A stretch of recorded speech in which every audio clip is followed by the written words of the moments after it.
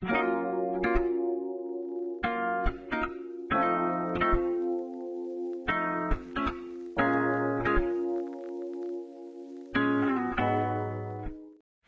de mi subtema aprendió muchas cosas, por ejemplo, de que las autoridades no están debidamente capacitadas y que los establecimientos no tienen un protocolo vigente o un lugar específico para atender los casos de violencia de género. Al inicio de la investigación tenía muchas expectativas acerca de la manera en la que las autoridades manejaban los casos o los atendían, pero la realidad fue totalmente distinta. A través de las fuentes confiables y el texto multimodal he comprendido el tema, buscando información correcta sobre el caso para luego redactarlo en una aplicación didáctica, ya para que los visualizadores se interesen en el tema tan importante como es el de la violencia de género. El subtema de mi compañero Marcelo, quien redacta acerca de cómo la violencia doméstica puede causar daños cerebrales.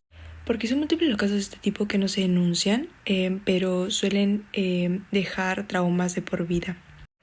También las víctimas, al no darle la importancia necesaria a sus casos, suelen perdonar a sus agresores, ocasionando un círculo vicioso, pero al final eso solo perjudica su estabilidad emocional.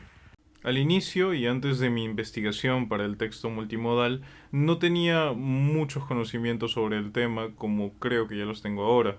Muchos datos sobre cómo la violencia influye tanto en el deterioro cognitivo de la víctima y cómo al no reconocerse la gravedad de estas agresiones, muchas víctimas se quedan sin un diagnóstico definitivo. También que alrededor del 70% de las víctimas atendidas de emergencia por este tipo de abusos no se identifican de esta manera. Hablando sobre cómo la búsqueda de fuentes confiables y ya habiendo trabajado en mi texto multimodal me ayudó a ser un ciudadano crítico, pienso que el Internet, siendo tan masivo, tan accesible y tan grande, que cualquier persona tranquilamente podría publicar algún artículo, aunque este no sea del todo confiable. Gracias a las clases pude saber que hay otros medios en los cuales puedo encontrar fuentes totalmente confiables, con nombre del autor y fecha de publicación.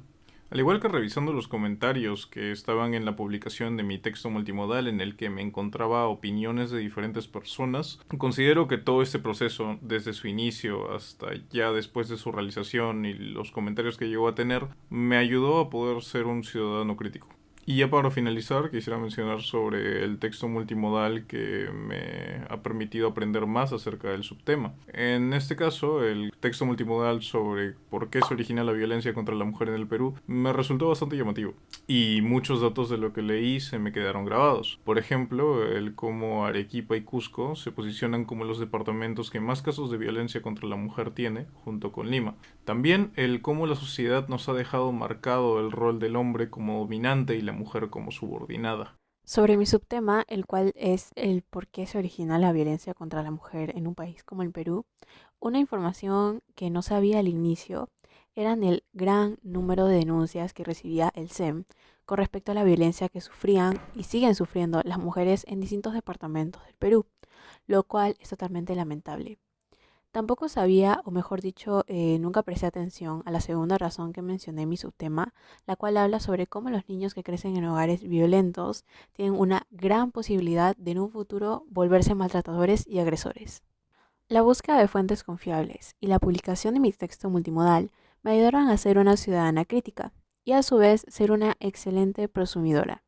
Gracias a las fuentes confiables que encontré, no solo pude reflexionar sobre el tema, sino también al ser prosumidora di a conocer a los lectores cuáles son las principales razones del origen de la violencia contra la mujer en nuestro país.